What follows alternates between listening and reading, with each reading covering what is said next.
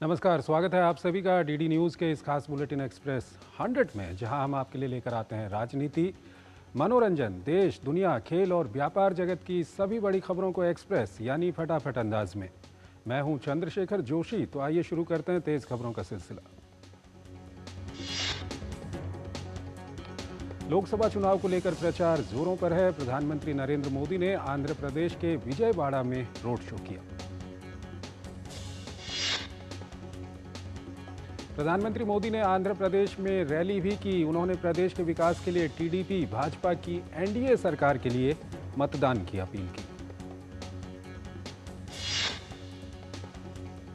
प्रधानमंत्री ने कांग्रेस को विभाजनकारी मानसिकता से घिरी हुई पार्टी करार दिया। उन्होंने कहा कि कांग्रेस सत्ता के लिए देश को टुकड़ों में देखती है, कभी एक राष्ट्र की भावना से वो इस देश को देखती ही नहीं।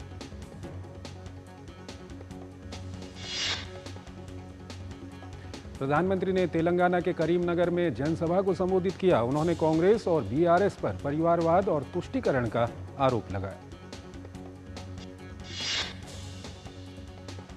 प्रधानमंत्री ने तेलंगाना के वारंगल में रैली को संबोधित करते हुए कहा कि भाजपा का विजय रथ अपनी रफ्तार के साथ चल रहा है, वहीं कांग्रेस स्पेशल लेंस के जरिए अपनी सीटें ढूंढ रही है।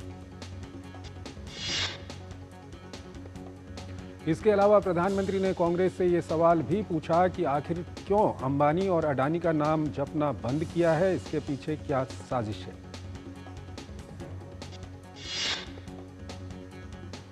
इससे पहले पीएम मोदी ने करीमनगर में श्री राज राजेश्वर मंदिर में पूजा अर्चना भी की।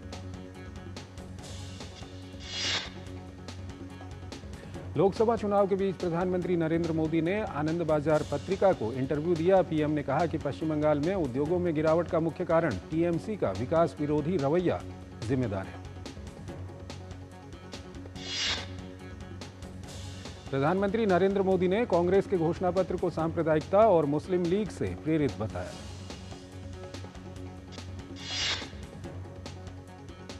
संदेशखाली मामले पर पीएम ने स्पष्ट कहा कि हम संदेशखाली के पीड़ितों को न्याय दिलाने के लिए पूरी तरह से प्रतिबद्ध हैं। प्रधानमंत्री ने कहा कि पश्चिम बंगाल की जनता बदलाव चाहती है। भाजपा नेता अमित शाह ने उत्तर प्रदेश के लखीमपुर खीरी में जनसभा को संबोधित किया। उन्होंने राहुल गांधी के गरीबी मिटाने वाले बयान पर हमला बोला। भाजपा के वरिष्ठ नेता राजनाथ सिंह ने ओडिशा के रायगढ़ में एक जनसभा को संबोधित किया। राजनाथ सिंह ने कहा, भाजपा ने जो कहा वो करके दिखाया। उत्तर प्रदेश के मुख्यमंत्री योगी आदित्यनाथ ने एटा में जनसभा के दौरान सपा कांग्रेस गठबंधन पर जमकर हमला बोला। उन्होंने कहा कि कांग्रेस समाजवादी पार्टी का गठबंधन सुरक्षा पर सेंध लगाने वाला गठबंधन है। भाजपा के राष्ट्रीय अध्यक्ष जेपी नड्डा ने हिमाचल प्रदेश के मंडी में जनसभा को संबोधित करते हुए कहा कि आज भारत रक्षा निर्यात में आगे निकल चुका है। मध्य प्रदेश के मुख्यमंत्री मोहन यादव ने झाबुआ में एक जनसभा में कहा कि कांग्रेस ऐसी रेल में बैठी है जिसके न आगे इंजन है न पीछे इंजन है, सिर्फ पटरी पर डब्बा खड़ा है। समाजवादी पार्टी के अध्यक्ष अखिलेश यादव ने हरदोई में जनसभा को संबोधित करते हुए कहा कि इंडिया गठबंधन और समाजवादी पार्टी अगर सत्ता में आई तो राशन की गुणवत्ता बेहतर करेगी। कांग्रेस महासचिव प्रियंका गांधी ने उत्तर प्रदेश के रायबरेली में एक चुनावी सभा को संबोधित किया। प्रियंका गांधी ने कहा, आपका वोट स्वास्थ्य, सड़क, बिजली, रोजगार को जाना चाहिए। पश्चिम बंगाल के मुर्शिदाबाद में टीएमसी महासचिव अभिषेक बनर्जी ने बहरामपुर लोकसभा क्षेत्र से टीएमसी उम्मीदवार यूसुफ पठान के समर्थन में रोड शो किया। इंडियन ओवरसीज कांग्रेस के चेयरमैन सैम पित्रोदा ने अपने विवादित बयान के बाद पद से इस्तीफा दे दिया है। पित्रोदा के इस्तीफे को कांग्रेस अध्यक्ष ने स्वीकार कर लिया है। सैम पित्रोदा के बयान से एक बार फिर विवाद खड़ा हो गया था। उन्होंने देश के अलग अलग हिस्सों में रहने वाले लोगों को लेकर नस्लवादी टिप्पणी की थी।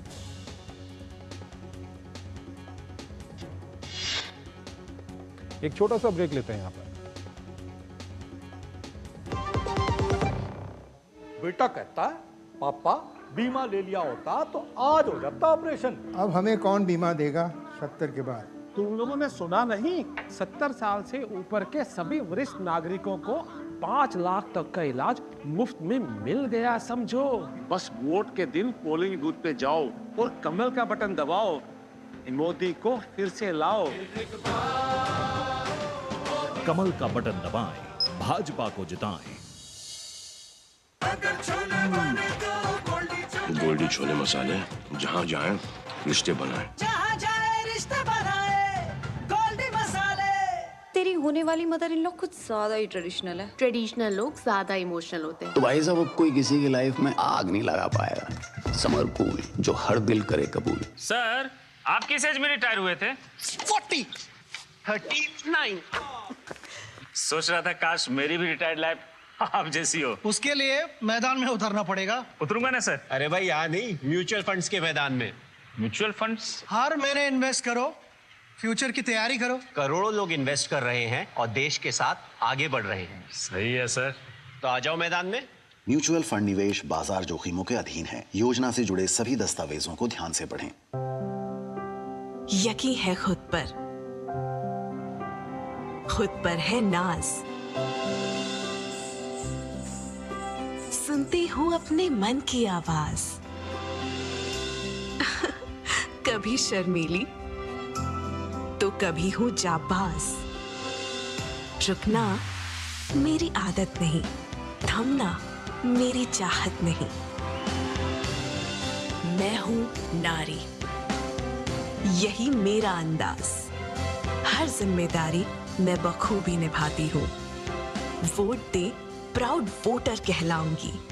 पूरे देश संग चुनाव का पर्व मनाऊंगी। बात जब पीढ़ियों के लिए बनने वाले घर की हो तो जिम्मेदारी बड़ी हो जाती है। गैलेंट समझता है ये जिम्मेदारी। अब डबल एम रिम्स के साथ गैलेंट एडवांस TMT रीबार, निर्माण का रियल हीरो। स्वागत है आपका ब्रेक के बाद, और आइए अब खबरों के सिलसिले को और आगे बढ़ाते हैं। सैम पित्रोदा ने देश के पूर्वी हिस्से के लोगों की तुलना चीन के लोगों से की है, वहीं पश्चिम के लोगों की अरब के लोगों से की थी। साथ ही उन्होंने उत्तर और दक्षिण के लोगों के रंग को लेकर भी बेहद शर्मनाक टिप्पणी की। सैम पित्रोदा ने श्री राम मंदिर को लेकर भी विवादित बयान दिया है। पित्रोदा ने राम मंदिर और रामनवमी को लेकर कहा है कि ये भारत की विविधता में बाधक है। प्रधानमंत्री नरेंद्र मोदी ने सैम पित्रोदा के बयान की निंदा की है और राहुल गांधी समेत कांग्रेस को घेरा। सैम पित्रोदा की नस्लवादी टिप्पणी पर केंद्रीय मंत्री अनुराग सिंह ठाकुर ने कहा कि देश के लोग अब ये स्वीकार नहीं करेंगे।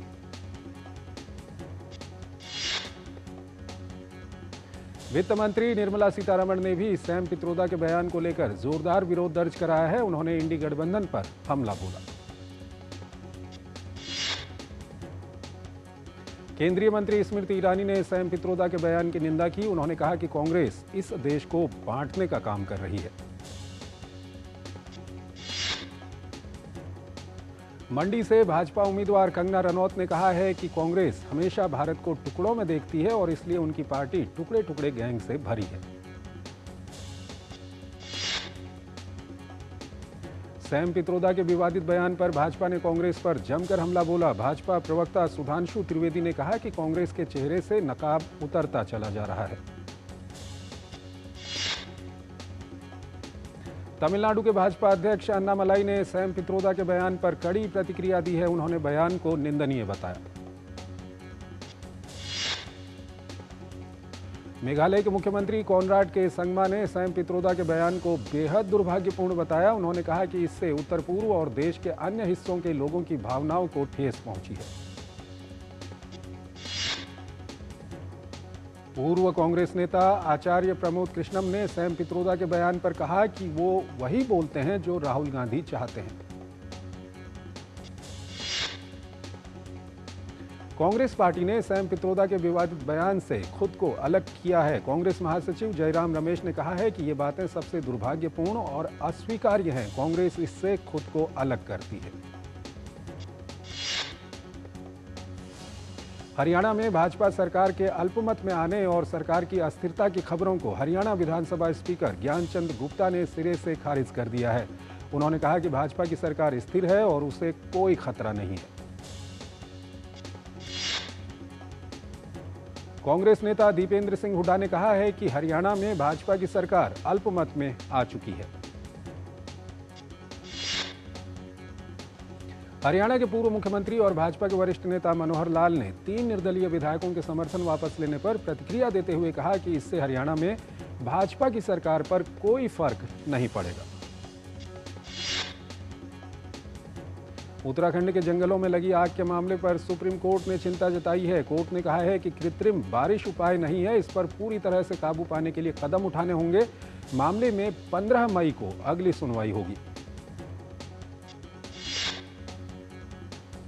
उत्तराखंड के मुख्यमंत्री पुष्कर सिंह धामी ने जंगलों में लगी आग पर सख्त कदम उठाया। मुख्यमंत्री ने लापरवाही बरतने वाले वन विभाग के 10 कर्मचारियों को निलंबित करने के निर्देश दिए।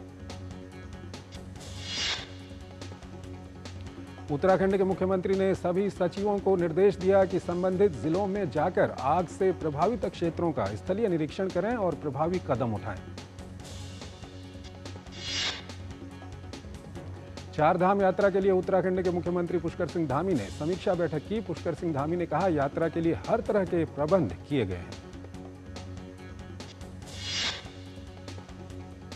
उत्तराखंड के मुख्यमंत्री पुष्कर सिंह धामी ने अगस्त्यमुनि और गिवारी में चारधाम यात्रा के कार्यों का निरीक्षण किया। एक और छोटा सा ब्रेक। जल्दी जल्दी चाय दे दो, काम पे जाना है। पर वोटिंग? अरे चाय दो ना। ठीक है, कहीं से सूखी लकड़ियां ढूंढती हूँ, पहले लकड़ी जलाती हूँ, फिर चाय बनाती हूँ। क्या मतलब? अरे ये मोदी जी ने गैस भेजी है, टाइम बचा है हम सबका।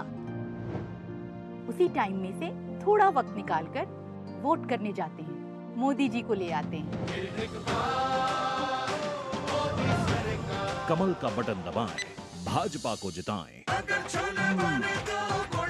गोल्डी छोले मसाले, जहाँ जाएं रिश्ते बनाएं। जहाँ जाए रिश्ते बनाए, गोल्डी मसाले।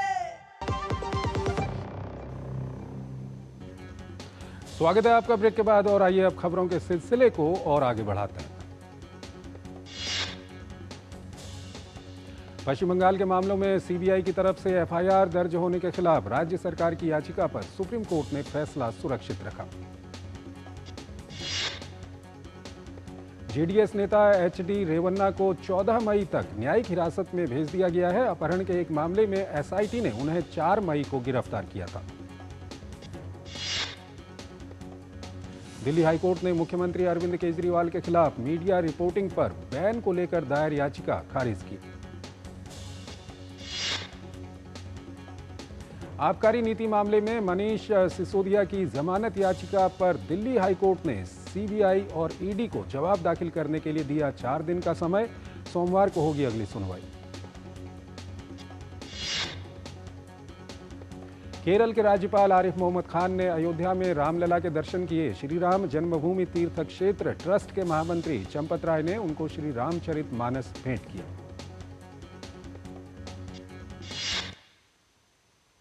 जम्मू कश्मीर के पुलवामा में 9 लोगों को ले जा रही एक नाव झेलम नदी में डूब गई। 7 लोगों को बचा लिया गया है, 2 की तलाश जारी है।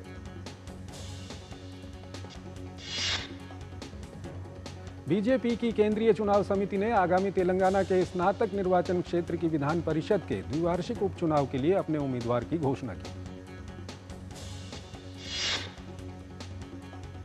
पंजाब की 3 लोकसभा सीट पर बीजेपी ने उम्मीदवारों के नाम का ऐलान किया। भाजपा ने आनंदपुर साहिब से डॉक्टर सुभाष शर्मा को उम्मीदवार बनाया है, जबकि फिरोजपुर से राणा गुरमीत सिंह सोढ़ी और संगरूर से अरविंद खन्ना को टिकट मिला है।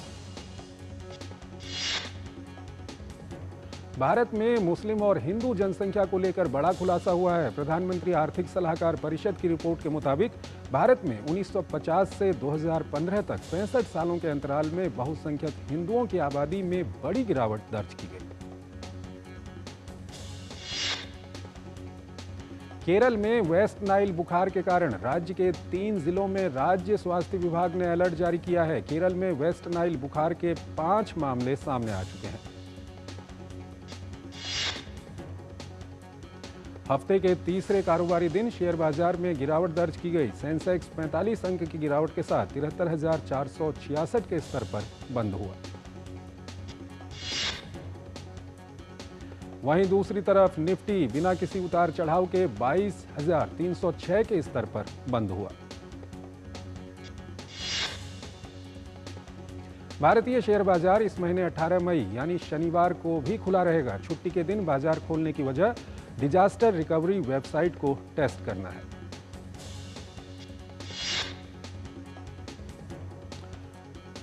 गूगल ने अपना डिजिटल पर्स यानी गूगल वॉलेट इंडिया में लॉन्च कर दिया है। गूगल वॉलेट से लोगों को रोजाना के जरूरी पेमेंट को आसानी से और साथ ही सुरक्षित तरीके से करने में सुविधा होगी।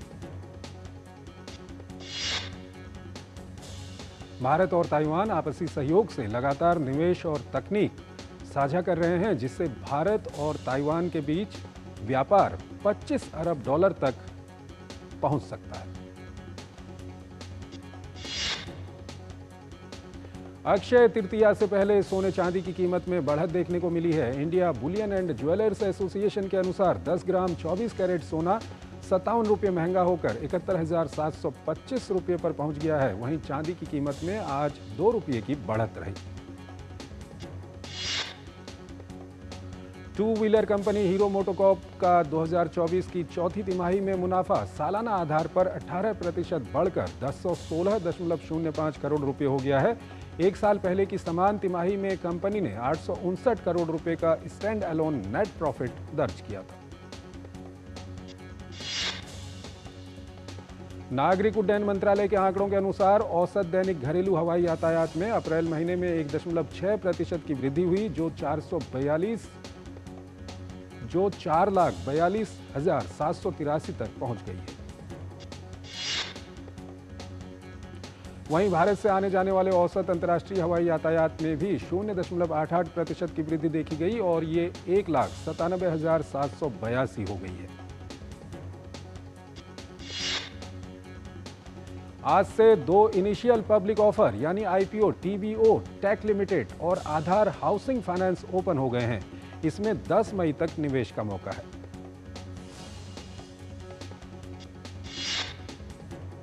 एक और छोटा सा ब्रेक। 7 बज गए। एक दिन जल्दी उठाने को बोला था, फिर भी। कहाँ जाना है सुबह सुबह? वोट डालने जाना है अम्मा। हाँ तो आराम से चली जाना, भागी क्यों जा रही है? भागते तो हम पहले थे, भोर 4 बजे खेत में। अब जिस व्यक्ति ने हमें हमारे घर पर इज्जत घर बनवा के हमें सुरक्षा दी है, उसे वोट देने तो भागकर ही जाएंगे ना। जिसकी गारंटी ने जिंदगी संवारी, उसको वोट देने की गारंटी हमारी। कमल का बटन दबाएं, भाजपा को जिताएं। तुम्हें पता है इन्वेस्टर्स के लिए एक इन्वेस्टर प्रोटेक्शन फंड होता है, IPF। लेकिन अगर तुम्हारा ट्रेड एक्सचेंज पर एग्जीक्यूट नहीं हुआ या फिर कोई गारंटीड रिटर्न्स वाली स्कीम है, तो ये IPF आपकी मदद नहीं कर सकता है। और अगर आपका ब्रोकर ही डिफॉल्टर बन जाए तो फिर IPF आपको कॉम्पेंसेशन दिला सकता है। कहाँ से सीखा? NSE की साइट पर। सोचकर समझकर इन्वेस्ट कर। स्वागत है आपका ब्रेक के बाद और आइए अब खबरों के सिलसिले को और आगे बढ़ाते हैं। कोरोना वैक्सीन बनाने वाली ब्रिटेन की दिग्गज कंपनी एस्ट्राजेनेका ने मार्केट से सभी वैक्सीन वापस मंगाने का फैसला लिया। कंपनी ने बताया कि वैक्सीन को व्यावसायिक कारणों से बाजारों से हटाया जा रहा है। हमास नेता ओसामा हमदान ने चेतावनी दी कि अगर रफा में इजराइल का सैन्य हमला जारी रहता है तो हमास संघर्ष विराम समझौते से पीछे हट सकता है। इजराइल के रक्षा मंत्री ने कहा कि अगर बंधकों को रिहा नहीं किया गया तो इजराइल रफा में और भयानक हमले करेगा। शांति प्रस्ताव को ठुकराने का कारण बताते हुए इजराइल ने कहा कि यह प्रस्ताव उनकी मांगों के अनुरूप नहीं था। रफा सीमा पर कल कब्जे के साथ ही इजराइल को गाजा की सीमाओं पर पूर्ण नियंत्रण स्थापित हो गया।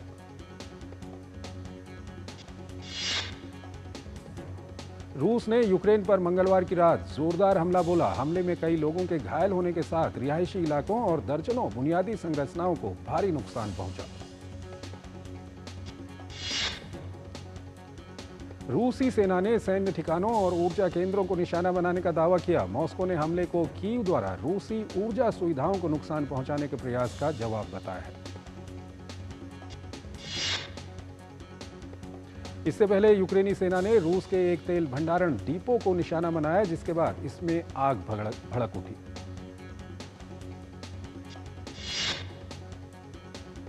रूसी रक्षा मंत्रालय ने यूक्रेन के डोनियास्क क्षेत्र के 2 गांवों पर नियंत्रण करने का दावा किया। क्रेमलिन ने कहा है कि कीव की पश्चिमी देशों की हस्तक्षेप की अपील पर गहराई से नजर है। अमेरिका में पुलिस ने मैसाचुसेट्स इंस्टीट्यूट ऑफ टेक्नोलॉजी में धरना दे रहे फिलिस्तीनी समर्थकों को हटाया।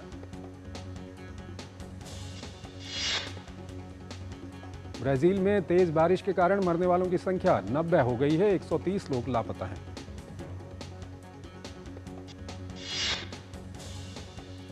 अफगानिस्तान के रक्षा मंत्रालय ने खैबर पख्तूनख्वा में मार्च में एक आत्मघाती हमले में 5 चीनी नागरिकों की मौत की साजिश अफगानिस्तान में रचने के दावे को गैर जिम्मेदार और वास्तविकता से दूर माना। रक्षा मंत्रालय के प्रवक्ता इनायतुल्लाह खराजमी ने कहा कि पाकिस्तानी बलों द्वारा सख्त सुरक्षा उपायों के तहत एक क्षेत्र में इस तरह का हमला करना पाकिस्तान की कमजोरी को दर्शाता है। अमेरिका की एक अदालत ने पूर्व राष्ट्रपति डोनाल्ड ट्रंप के खिलाफ गोपनीय दस्तावेज अवैध रूप से अपने पास रखने के मामले की सुनवाई अनिश्चितकाल के लिए टाल दी। जज ने कहा कि कई अलंबित प्रस्तावों और विभिन्न प्री ट्रायल मुद्दों की वजह से यह सुनवाई टाली गई है। स्कॉटिश नेशनल पार्टी के दिग्गज नेता जॉन स्वाइनी ने स्कॉटलैंड के 7वें प्रधानमंत्री के रूप में शपथ ली है। 129 सीटों वाली संसद में स्वाइनी ने कुल 64 वोट हासिल किए और उनके सबसे बड़े प्रतिद्वंद्वी स्कॉटिश कंजर्वेटिव नेता डगलस रॉस की झोली में 31 वोट ही आए। बाल्कन देश उत्तरी मैसिडोनिया में संसदीय और राष्ट्रपति पद चुनाव के लिए मतदान हो रहा है।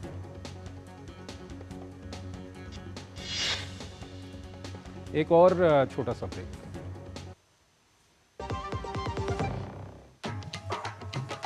राम राम भाई साहब, चले क्या? अरे कल शादी है, हम वोट डालने नहीं जा सकते भैया। बाबा, एक वोट दिए थे। किसान सम्मान का पैसा आ रहा है ना सीधा खाते में। जो हमारे लिए दिन रात दौड़ती हैं, आप उनके लिए तो कदम नहीं चल सकते। सयानी हो गई है, देखो। बातें बाद में, अभी आप जाओ। ठीक है। कमल का बटन दबाएं, भाजपा को जिताएं। स्वागत है आपका ब्रेक के बाद और आइए खबरों के सिलसिले को और आगे बढ़ाते हैं। इंडियन प्रीमियर लीग में सनराइजर्स हैदराबाद ने लखनऊ सुपर जायंट्स को 10 विकेट से हराया। इंडियन प्रीमियर लीग में गुरुवार को धर्मशाला में रॉयल चैलेंजर्स बेंगलुरु का सामना पंजाब किंग्स से होगा। राजस्थान रॉयल्स के कप्तान संजू सैमसन को एम्पायर से बहस करना पड़ा भारी। बीसीसीआई ने सैमसन को उनकी मैच फीस का 30% हिस्सा जुर्माने के तौर पर देने को कहा। शाकिब अल हसन की साल भर बाद बांग्लादेश की टी20 टीम में वापसी। जिम्बाब्वे के खिलाफ आखिरी 2 मुकाबलों के लिए टीम में हुए शामिल।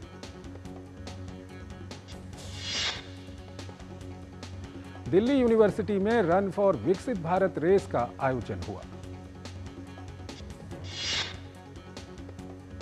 18 मई से शुरू होने वाले जेनेवा ओपन टेनिस टूर्नामेंट में खेलते नजर आ सकते हैं ब्रिटेन के एंडी मरे। चोट के चलते चल रहे हैं टेनिस कोर्ट से बाहर। बोरुसिया डॉर्टमंड ने चैंपियंस लीग के फाइनल में अपनी जगह पक्की की। रोमांचक सेमीफाइनल में दोनों टीमों के बीच कड़ी टक्कर देखने को मिली। मुकाबले में एकमात्र गोल बोरुसिया डॉर्टमुंड के लिए मैट हमल्स ने 50वें मिनट में दागा। यूएफा चैंपियंस लीग के दूसरे सेमीफाइनल के दूसरे लेग के मुकाबले में आज देर रात रियल मैड्रिड का सामना बायर्न म्यूनिख से होगा।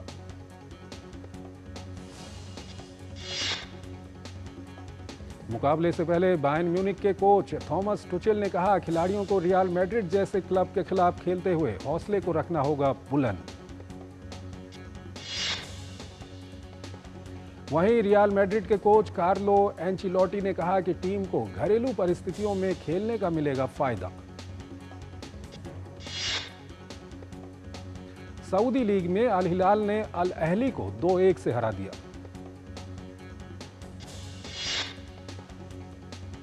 अर्जेंटीना के दिग्गज फुटबॉलर रहे दिवंगत डिएगो माराडोना को 1986 विश्व कप में सर्वश्रेष्ठ खिलाड़ी के लिए मिली गोल्डन बॉल ट्रॉफी को जून में फ्रांस में होने वाली नीलामी में शामिल किया जाएगा।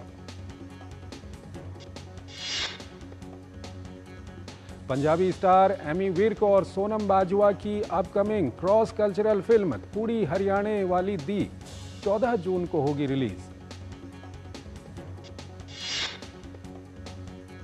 कपिल शर्मा के शो के अपकमिंग एपिसोड का प्रोमो सामने आया है। बॉलीवुड एक्ट्रेस काजोल ने एक फोटो शेयर की जिसमें वो बन मस्का का आनंद लेते हुए नो डाइट डे सेलिब्रेट करती नजर आ रही। फिल्म पीकू के रिलीज के 9 साल पूरे होने के मौके पर एक्ट्रेस दीपिका पादुकोण ने एक तस्वीर शेयर की। OTT series Heera Mandi the diamond bazaar में वहीदा का किरदार निभाने वाली संजीदा शेख ने बताया कि एक कलाकार के रूप में उनका किरदार चुनौतीपूर्ण लेकिन बेहद मजेदार था। Actor Surya Sharma streaming show अनदेखी के अपकमिंग सीजन में रिंकू अटवाल की अपनी भूमिका को फिर से निभाने के लिए तैयार हैं। एक्टर आशुतोष राणा ने साझा किया कि जब वो खुद को स्क्रीन पर देखते हैं तो आज भी सिहर उठते हैं। उन्होंने इसे एक असाधारण एहसास बताया। तो एक्सप्रेस न्यूज में फिलहाल इतना ही। आप हमारी पूरी टीम को इजाजत दीजिए। नमस्कार।